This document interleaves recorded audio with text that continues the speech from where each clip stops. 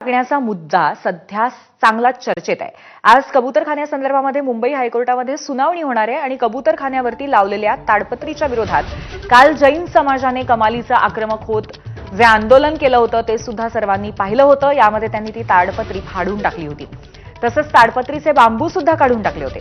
मुळात राज्य सरकारने कबूतरखाने बंद करण्याचं जाहीर केल्यावर हायकोर्टानेही सरकारचा आदेश योग्य ठरवत कबूतरांना दाणे टाकणाऱ्यांवरती गुन्हा दाखल करण्याचे आदेश दिले होते। त्यानंतर मनपाने तातडीने कार्यवाही करत कबूतरखान्यांवरती ताडपत्री टाकली होती।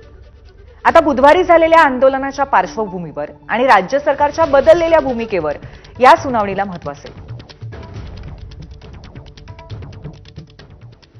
दादरच्या कबूतरखान्याजवळ काल सकाळी गोंधळ निर्माण झाला आणि या परिसरामध्ये दंगल नियंत्रण पथक, स्थानिक पोलिसांच्या गाड्या तैनात करण्यात आल्या आहेत। पोलिसांचा बंदोबस्त कायम ठेवण्यात आलाय। सकाळच्या सुमारास जैन बांधव मंदिरात पूजेसाठी येत असतात आणि त्यावेळी पुन्हा गोंधळ होण्याची शक्यता असल्यामुळे पोलिसांनी खबरदारी घेतली आहे। याचाच आढावा घेतलाय आमच्या प्रतिनिधींनी।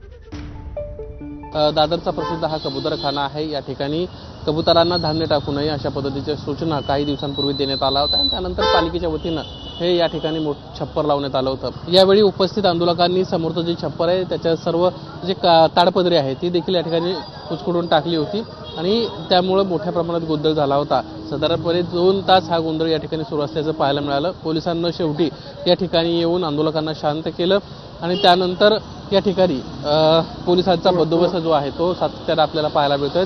समोर आपण पाहतोय राज्य राखीव पोलीस दलाची गाडी कालपासून या ठिकाणी तैनात करण्यात आलेली आहे। दंगल नियंत्रण पथक आहे ते, यासोबतच स्थानिक पोलिसांचा देखील बंदोबस्त या ठिकाणी आहे। कॅमेरामन रुपेश शेलारसह निलेश बुदावले, एबीपी माझा, मुंबई।